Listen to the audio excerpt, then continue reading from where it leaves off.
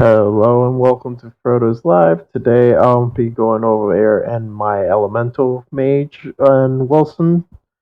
So let's see. This is my current character. I am playing offline to see just have fun on the game for now, since they are fixing bugs and whatnot on the online version of the game. I haven't dabbled into that much, but so far I'm having a lot of fun on the offline. So as I mentioned on the title of this video, I'm making an elemental mage video for my build. I'm going to show you first is my skills. So I got an elemental slash fury warrior, and the reason I am making that sort of combination is because I get best of both worlds: the survivability of a warrior with the damage of a mage.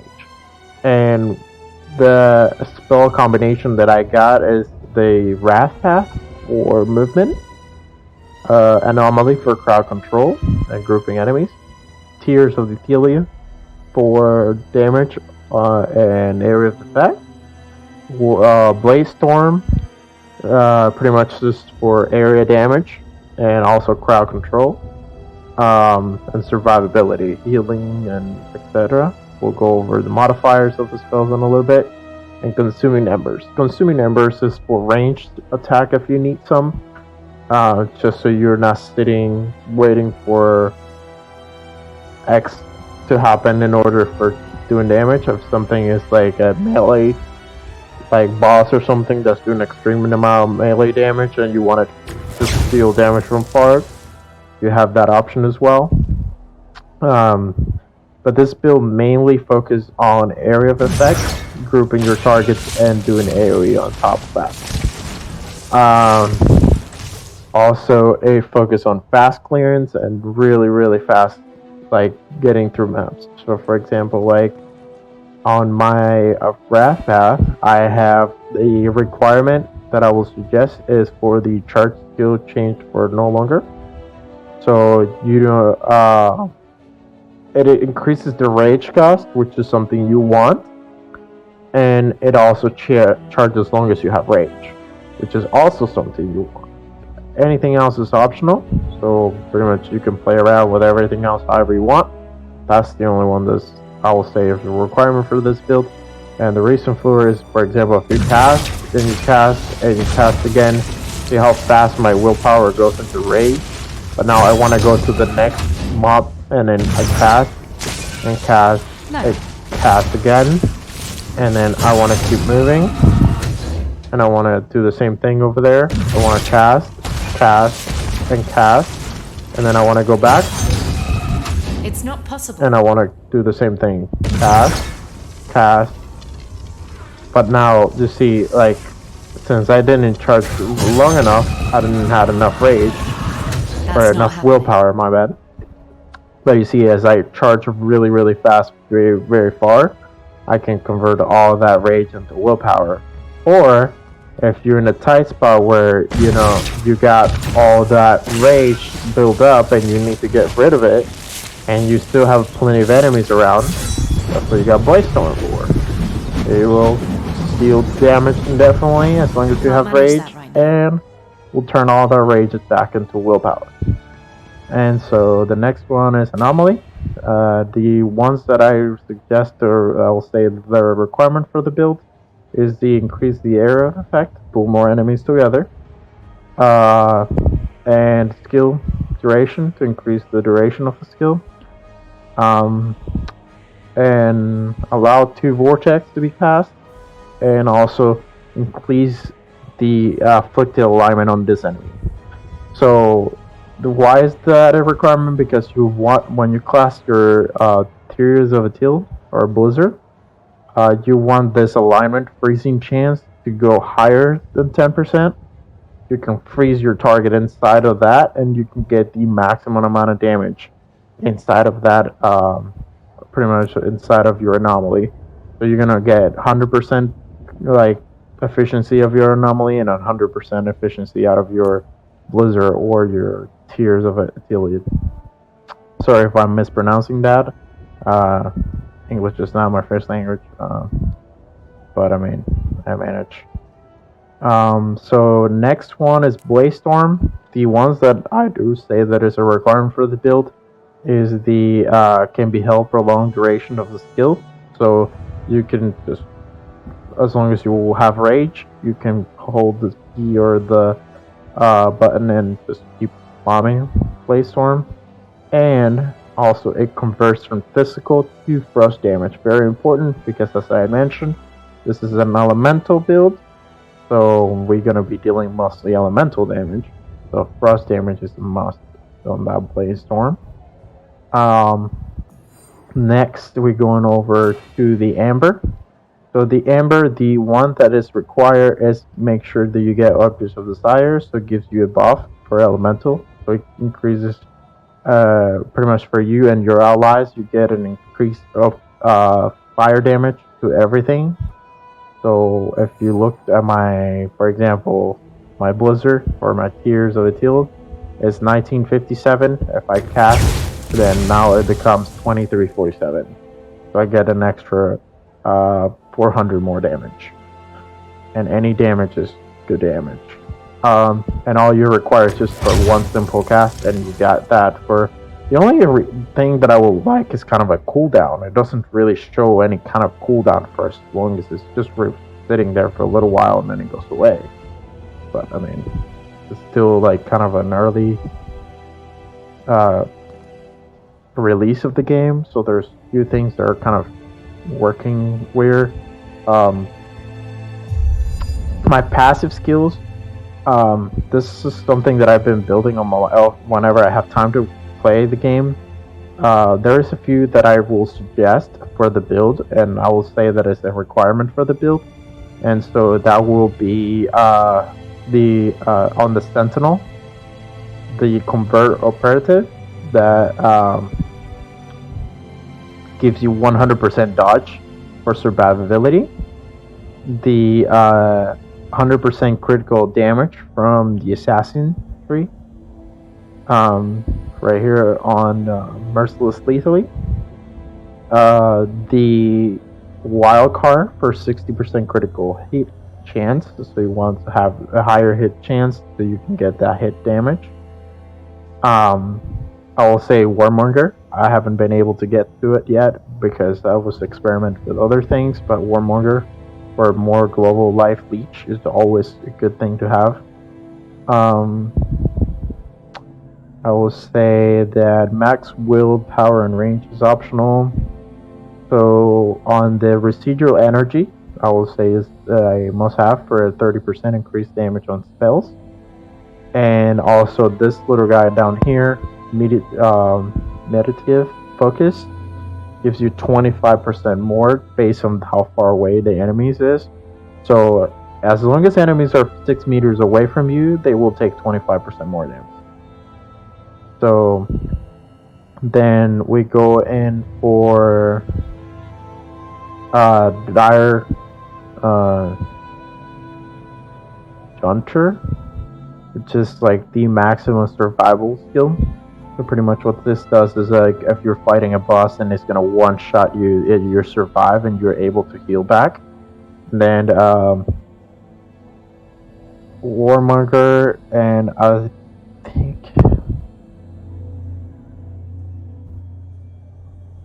I was looking at the tree earlier and I saw that there was like this one right here.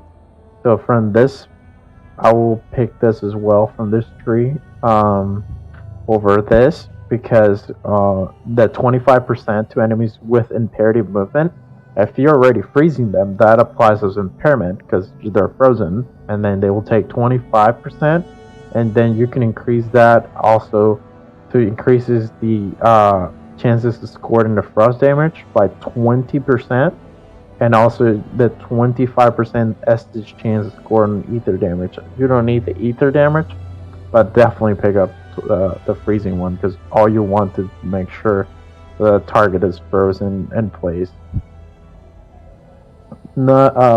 This is not a build focused on projectile damage. This is build mostly focused onto the frost damage and the elemental damage. So it's more like a rod crowd control damage. So that's kind of like where I'm at with it. So I'm probably gonna respec to change the save from afar and make it into.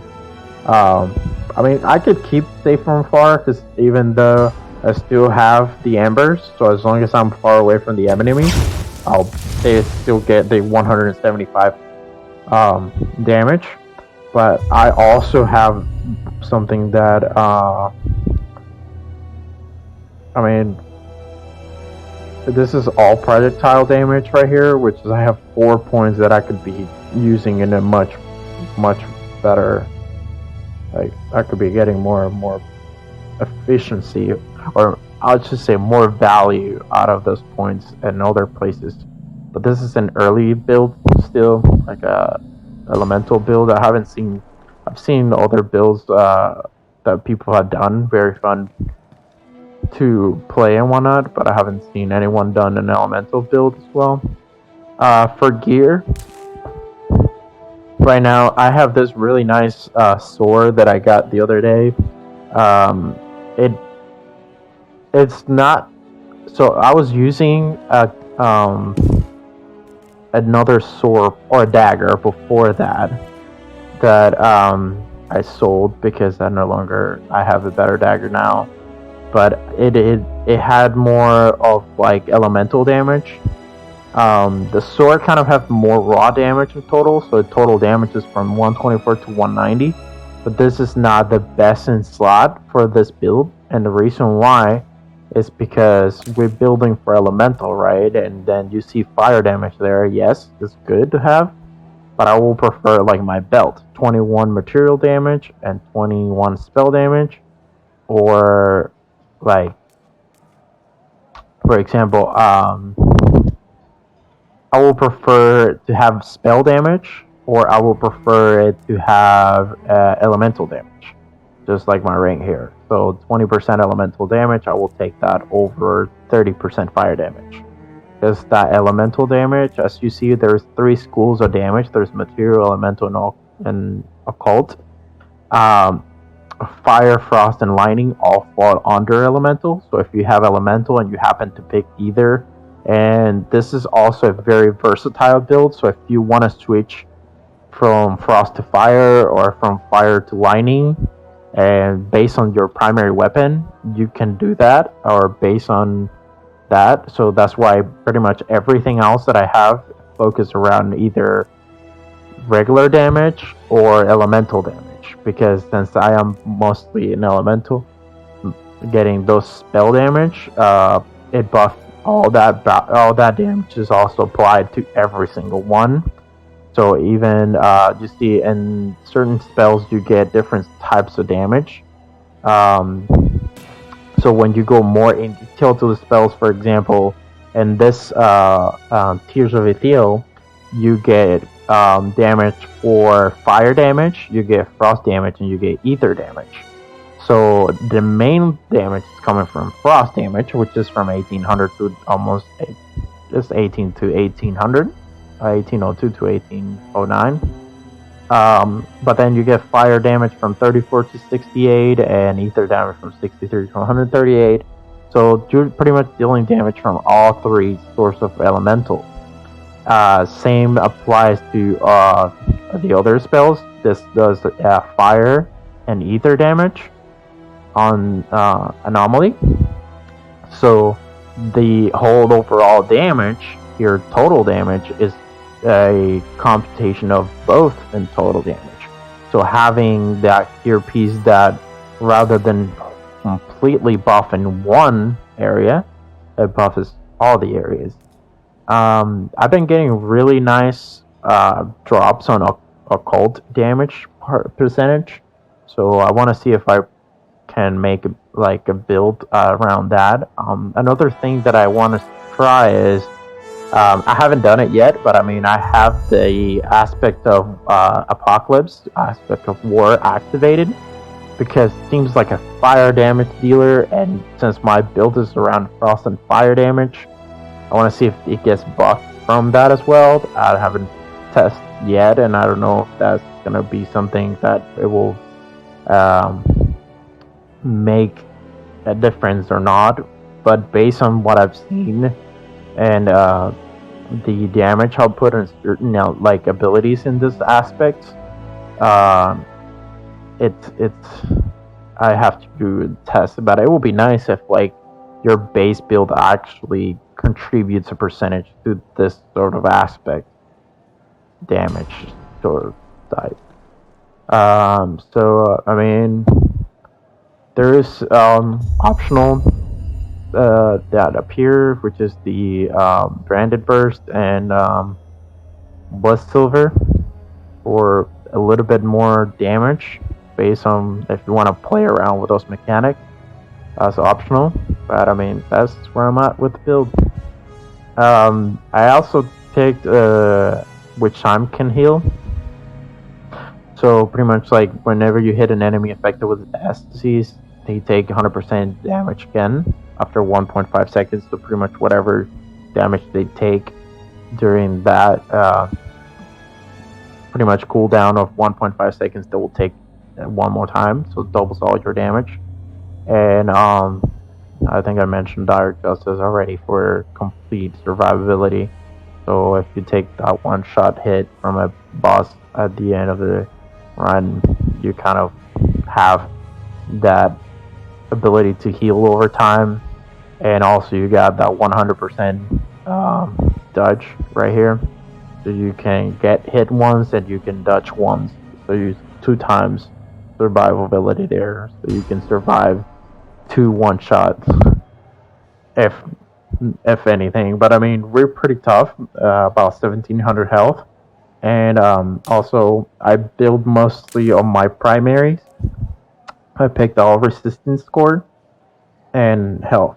So pretty much like my entire build is like most people at the moment is trying to mitigate as much damage as you can from the because it pretty much mitigates damage from all schools, all 3 of them. About 20. I'm sitting about 26-28%. Between 26 and 28%, or 27 and 28% on all 3. This is nice because kind of prevents an equal amount of damage coming from all 3. Another thing that I am actually curious is like when you use Force Shield, because I have some nice pieces of gear. For example, this one right here has almost 2,000 Force Shield.